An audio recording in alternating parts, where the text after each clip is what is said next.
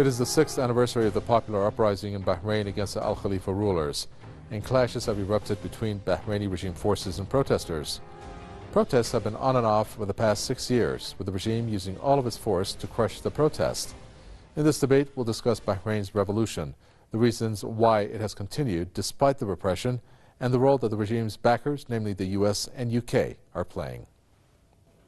Our guest joining us for this edition of the debate, author and former US diplomat Michael Springman, joins us from Washington. And we have political analyst Jad Markare, who joins us from Beirut. Gentlemen, welcome. I'd like to start with you, Michael Springman. We're looking at an uprising revolution that has been going on now for 6 years. At the end of that report, the U.S. role was highlighted. How would you assess U.S.'s role when it comes to the regime there and, of course, the way that the crackdown has occurred on these peaceful protests? Well, the United States is ignoring the crackdown on the peaceful protests. Instead, it is supporting a brutally repressive government. I think simply because it's very convenient to have Manama as the base for the U.S. Fifth Fleet. And the Fifth Fleet is there only because the Americans have this crazy idea that Iran is a threat to all of the countries in the region. Iran hasn't invaded anybody in the last 2 centuries, whereas the United States, Great Britain, and a number of other countries seem to make a process of invading and subjugating countries with which they are not in agreement. Jad Markare, I think that in the case of... Go ahead. I'm sorry. Go ahead. Oh, okay, sure. I think in the case of Bahrain, the country would not exist unless the United States Fifth Fleet were there. I mean, they get tourism from Saudi Arabia. They come over and they drink and they carouse and whatever. But I don't think that would make up for the loss of oil revenues, the high jobless rate, and the fact that the Bahraini government is cutting back subsidies because of its huge budgetary deficits. I think it's a country on the brink of collapse, and it's propped up only by the United States and by the United Kingdom. And this has got to change. These countries are using the country for their own purposes and ignoring the legitimate efforts of the inhabitants to have democratic rights, a limited government, just like most people in the world are aspiring to or have already. The United States and Great Britain talk a great deal about freedom and civil rights and human rights and democracy and constitutional limited government. But when it comes to places like Bahrain, those words don't apply anymore, and those words don't exist. Well, Jad Markare, based on what Michael Springman there said, do you agree if it wasn't for the UK and the US that Bahrain well, would be on a verge of collapse, or is it because of Saudi Arabia that Bahrain is still there?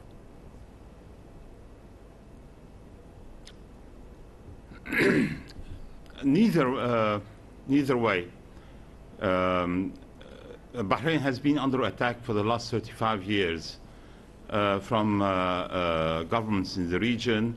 There was a coup d'etat in 1981. I was there myself at the time, so I know what I'm talking about. There has been deliberate attempt to overthrow the kingdom of Bahrain, the king and so on, which have been ruling the Bahrain for the last 300 years. Now, if you say that this is fine, then everything else is open to discussion. No, I think Bahrain is an island which had at some point in time its claim to fame, so to speak. When Bahrain was attacked in 2011, there is what you call a common defense pact amongst the GCC countries, and they called upon this common defense pact, and this is why you had UAE and Saudi troops coming in to save one of their brothers who is part of this pact. So it is pretty much like the Warsaw Pact at the time, or NATO today, or what have you. When you say Saudi Arabia came and saved Bahrain, no. Saudi Arabia will go and save the UAE or Qatar or whatever, and the others will come to save Saudi Arabia whenever. So it was a common defense pact. Now Bahrain is under attack.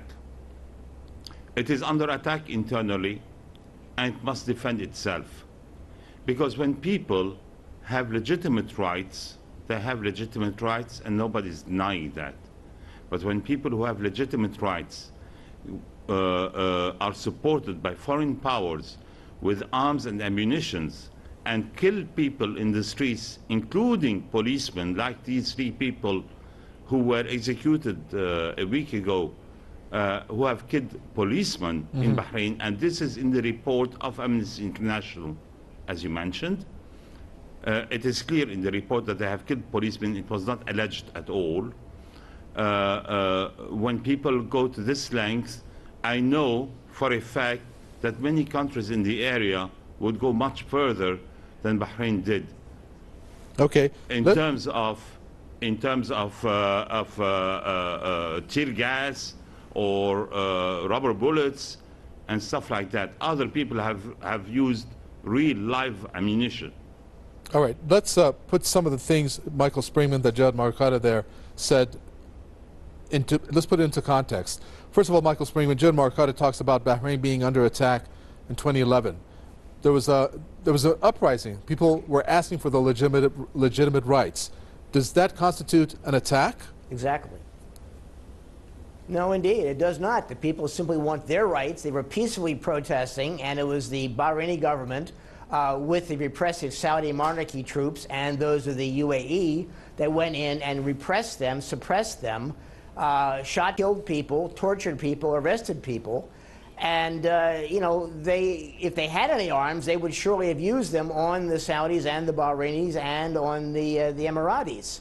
It's only going to be a matter of time before the people realize that they're going to need some help from someplace and blow up the causeway, the 25-kilometer link to Saudi Arabia, and they're going to start attacking the American base at Manama. They can see now, I think, after 6 years of protesting, that it's getting them nowhere, and they're going to have to take violence into their own hands, just like the Americans did in the revolution against the United Kingdom in the 18th century. Peaceful protests are not working, and all it does is give the repressive government troops a chance to use birdshot, which is fine for birds at 50 meters, but deadly at close up, stun grenades, tear gas, torture, and rubber bullets. This is not democracy. This is not an attack by peaceful demonstrators. This is an attack on peaceful demonstrators. Okay. Jad Markade, before I get a reaction from you, what Michael Springman said there is backed in terms of the instances to have happened in 2011 and forward by the Bassiouni report, in which he confirmed that the criminal justice system is a farce. Those accused had confessions tortured out of them, in reference to the 3 that you say were executed for killing cops. They confessed because they were under torture. He confirmed that more than a dozen civilians were killed by security forces back then, but he said thousands more were dismissed from their jobs in university places because of their association with protests. And that when it comes to Iran, there was no indication that Iran was responsible for any of these protests that were going on. Do you agree with the Bassiouni report, Jad Markade? Which report, sir? The report back in 2011, when the protests broke out, and then you had a report come out by Judge Bassiouni. The report back in 2011, the report back in 2011 does not deal with the incidents that happened in 2014, for which the 3 people have been condemned. So let's get things straight on this point. I was making a comparison. I'm sorry. I was making a comparison only. Okay. With regards to 2011, there has been an attempt to overthrow the Bahraini government, and it was an attempt to overthrow it by force, and by force of arms, and it was, unfortunately, supported by Iran, since you mentioned it. I tried to avoid mentioning Iran before, but Iran did support by force, providing ammunitions, providing weapons, providing trainings, even by Hezbollah people, in Bahrain and in Lebanon and elsewhere, training those forces to overthrow the Bahraini government. So when the Bahraini government called upon the Common Defense Pact, they were right to do it. What's the point of a defense pact if you do not call on it if you're under attack? I'm quite confused, Jad Markade, when you repeat the fact that Bahrain is under attack. Do you call peaceful protest or protest for people wanting their rights, that they're attacking the government or they're attacking security forces? I mean, I don't quite understand that. It depends how you protest to ask for your rights. If you ask for your rights with peaceful demonstration, that's something. If you are training in terrorist camps with weapons and ammunition and try to go through violence, that is something totally different. It's not peaceful demonstrations for your rights anymore. It is a blatant attempt to overthrow the legitimate government of Bahrain. So before I move on to you, Michael Springman, John Morcade, do you not think that there's a problem in Bahrain? Do you think the approach taken by the regime, now 6 years old in the making, is the right approach? Wait a second. I never said there is no problem in Bahrain. I have lived in Bahrain myself, so I know what I'm talking about. There is a problem in Bahrain. Okay? I'm not saying there is no problem in Bahrain. All I'm saying is attempts to use the problem in Bahrain by military means and military support and military training, this is unacceptable in my opinion. Okay, let's talk about some of the countries, a couple of the countries, Michael Springman, the U.S. and the U.K. We recently witnessed how the U.K. Prime Minister visited Bahrain and was the first woman to make a speech there at the GCC Council of the Persian Gulf countries. And of course, there were, I think, up to $10 billion of arms were signed regarding all of the countries. Now, instances like that, where military products are being sold to Bahrain, doesn't that give the regime there a feeling like they have a free hand to do what they want when it comes to dealing with the Bahrainis? Yes, it does. Indeed, the British are violating their own laws. The British law says that you're not allowed to export weapons to countries that will use them in violation of international humanitarian law, which is certainly what the Bahraini government, the illegitimate Bahraini government, is doing. Hundreds of thousands of people protesting for 6 years and getting nowhere, I think, is an exercise in frustration. And surely Theresa May, the UK Prime Minister, should be able to see this. She should say, we want to see Bahrain have a constitutional monarchical government just like we have here at home. And they're ignored because the Bahrainis are quite happy knowing that they are an export market for British weapons. They are very secure. They are in fact importing mercenaries from Syria and from Pakistan to flesh out their armed forces, which are trained by the British. There in fact was a Belfast company that trained the Bahraini security forces, the ones that use torture. So it's something beyond belief that the British cannot see what is happening before their very eyes, and they do not see where their interests are. They're going to thoroughly antagonize every man, woman, and child in Bahrain that is not connected to the illegitimate government. And what's going to happen when the Al Khalifa family is finally overthrown in a bloody revolution?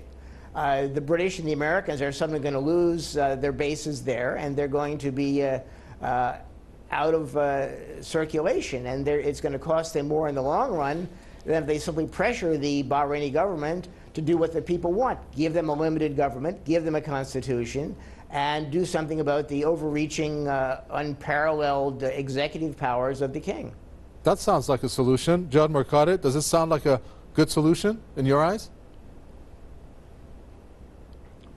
Well, no, I'm sorry, because the gentleman seems to think that the Bahraini population is 100% Shia. In fact, it is not. It is 2/3 Shia, a little bit more than a half Shia, and the rest are Sunnis. So when you say every single woman and child and so on, how about the others who support the legal government of Bahrain? I mean, are you ignoring them? Or are they supposed to agree to whatever you impose on them by the force of arms?